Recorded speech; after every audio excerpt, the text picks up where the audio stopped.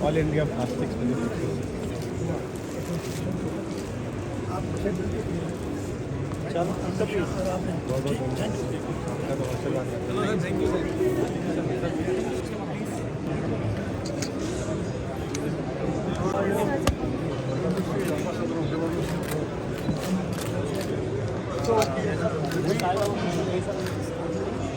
There's a mixture of six companies, linked with the chemical production. Chemical products and some chemical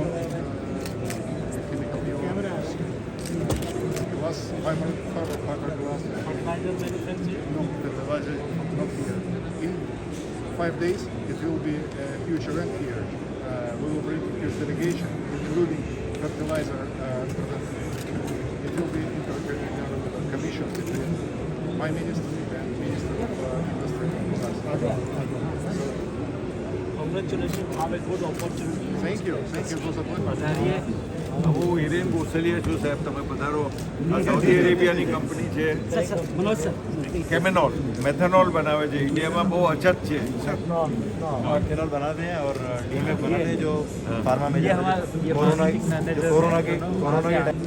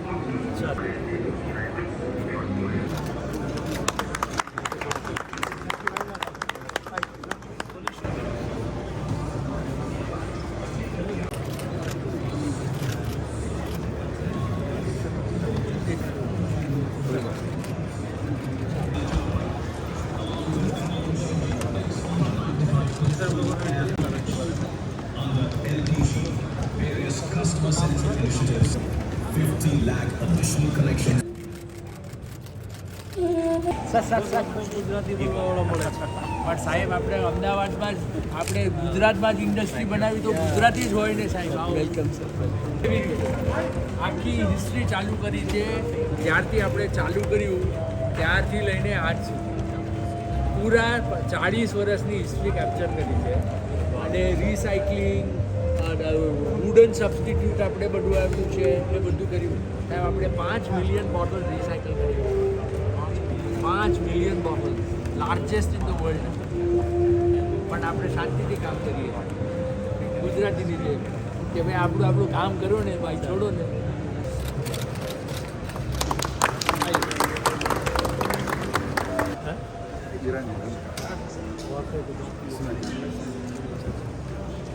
Just step into the pavilion, sir.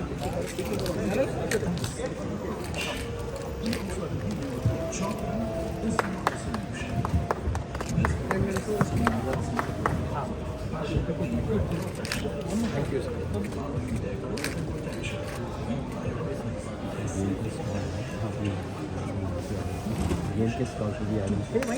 Family Welfare, Government of India. Joining him, our guest of honor, Shri Bhagwanth Khuba ji, Honorable Minister of State, Ministry of Chemicals and Fertilizers, Minister of State, Ministry of New and Renewable Energy, Government of India. Also welcoming our guest of honor, Shri Khuba Amarnath ji.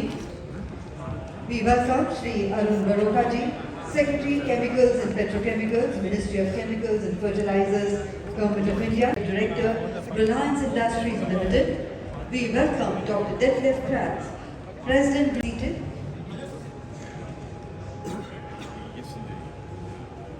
Yes, Dr. Mansukh Mandaviya ji, Honorable Union Minister, Chemicals and Fertilizers and Health and Family Welfare, Government of India.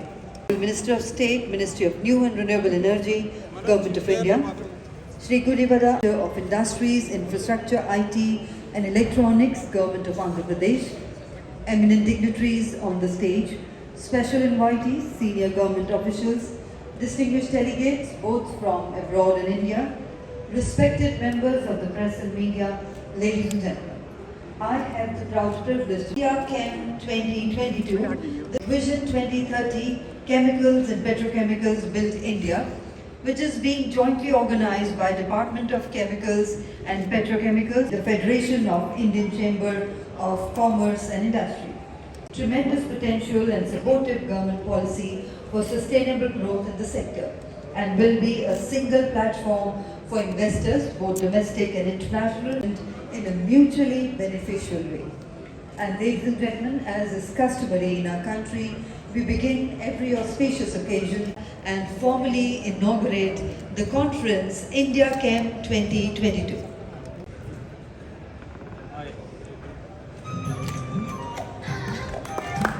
And let's put our hands together on the ceremonial inauguration of India CHEM 2022.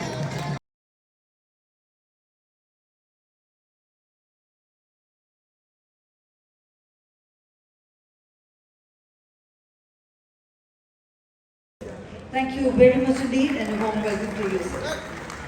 Our guest of honor, Shri Bhagwanth Khuba with the Green Certificate.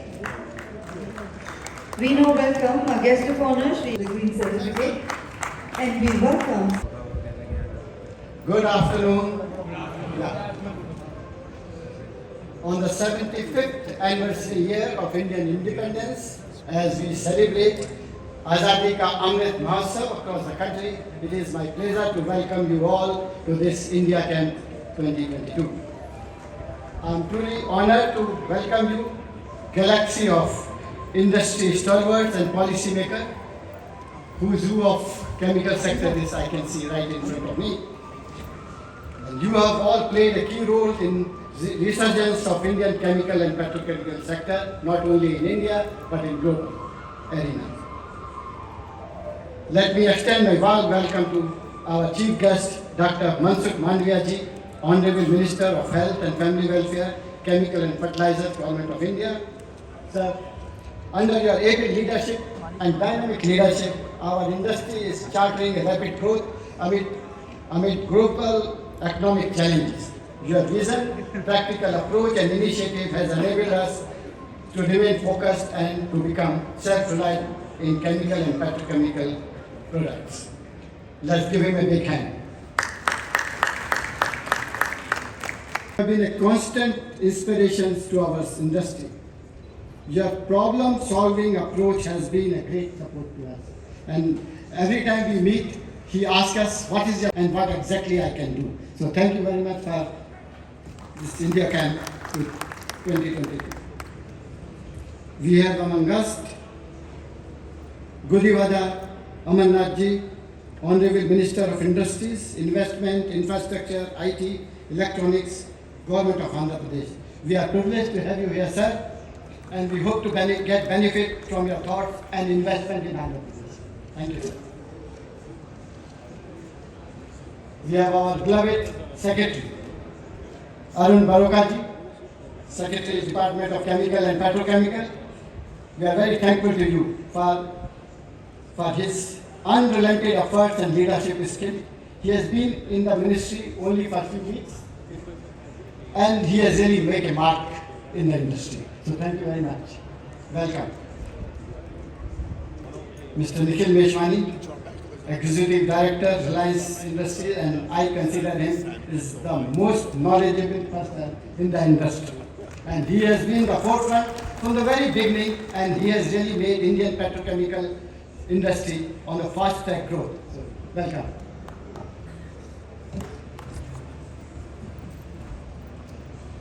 Our friend Deepak Mehtaji, Chairman, FICCI National Chemical Committee and MD of Deepak Nitrite. He has always been very helpful and willing to make efforts for cause of industry. Again, a warm welcome to all delegates and guests. 6 to 7% growth. We are having a chemical and petrochemical sector growing at 7 to 8%. We have per capita consumption of polymer, which is 1/3 of the world's average. Huge potential to grow. We have a country with the largest young population. We are having a rapid urbanization. we are having a largest English-speaking population. All this along with the government support. Government is giving great emphasis on infrastructure. Big scheme you have all heard, national infrastructure pipelines. We have initiated on Atmanirbhar Bharat. We have proactive policies where states are competing to get investment. That's the way the government has been asking industries to come and invest. Here we are. Inform all our dignitaries that the Honourable Minister has very limited time. He has some pressing commitments. So I would request all our dignitaries from the stage to kindly keep their deliberations to as short as possible. Coming up next, ladies and gentlemen, we would like to inform that BASF is a German multinational company, chemical company, and the largest chemical producer in the world. And I'm really honored to be here, the Minister, the distinguished guests, and I guess the many colleagues in the chemical industry.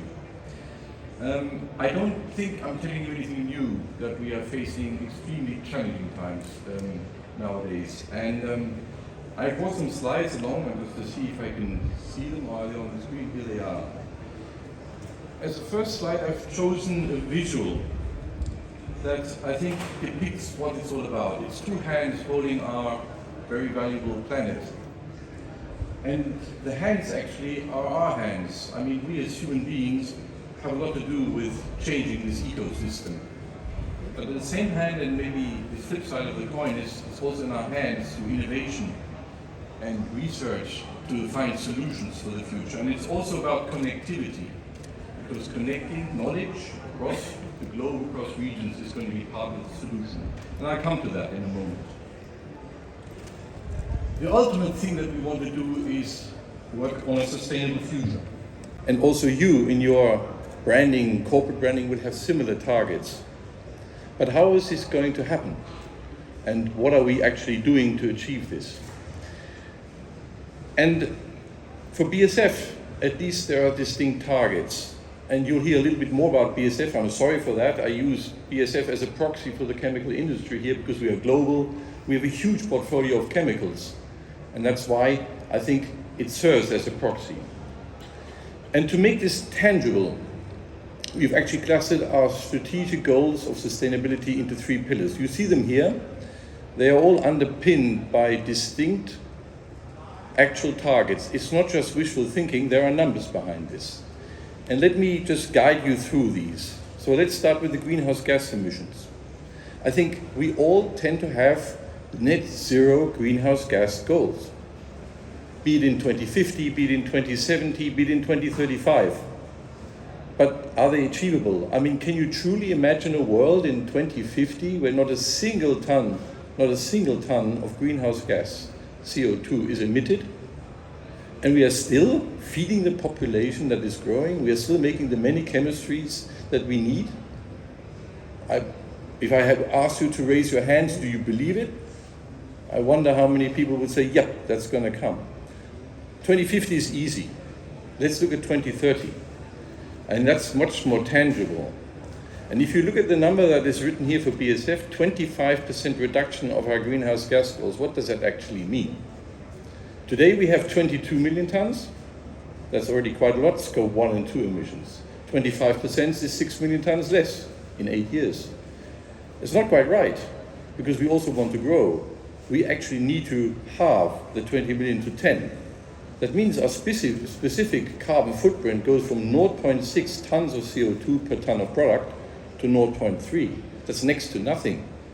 And those of you in the petrochemicals know that making ethylene is already 1 ton. So that would not meet the target. So it's a huge effort we need to do. But at BASF, we're a scientific company. We ask ourselves, well, what are we really going to do? And I'll give you at least an indication of some of the answers. First of all, it's a lot about energy. 50% of the emissions, the 22 million tons I mentioned, are not from chemical origin. They are simply because we use fossil energy as a power and energy source. So if we greenify this, we already have half the target done.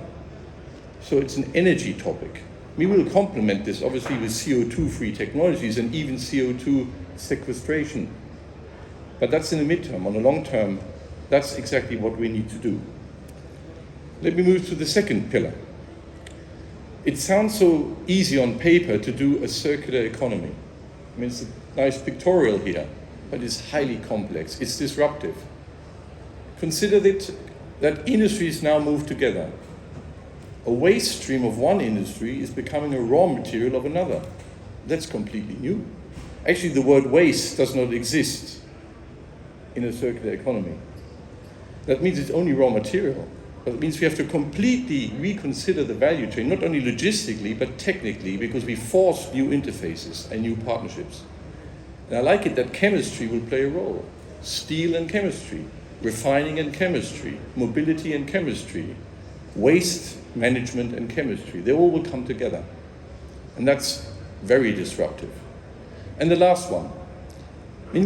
So if we have abundant energy, we can do most anything. But it has to be renewable. Why? I already mentioned, if we electrify industry, that's choice number one. Number two, we will be having to upgrade low energy feedstocks, waste, off-gases, biomass, even CO2. That will require far, far, far more energy than we can even perceive now, and it has to be renewable. It will be 3 to 4 times as much as today easily. And it makes a lot of sense then that as a company, BASF has decided to strategically change from focus on oil and gas to renewable energy. We've invested with other partners like Vattenfall and Ørsted into wind parks. Here the largest offshore wind park in the North Sea. New investments. Similar to what the US has done now with the IRA, the Inflation Reduction Act. Very simple. That's the way regulation should go, and then we as an industry can work on it. So those were the challenges, and I don't want to stop without talking about some solutions. And please forgive me, I'm responsible for group research at BASF, so I will talk about innovation and research and development. It's the solution.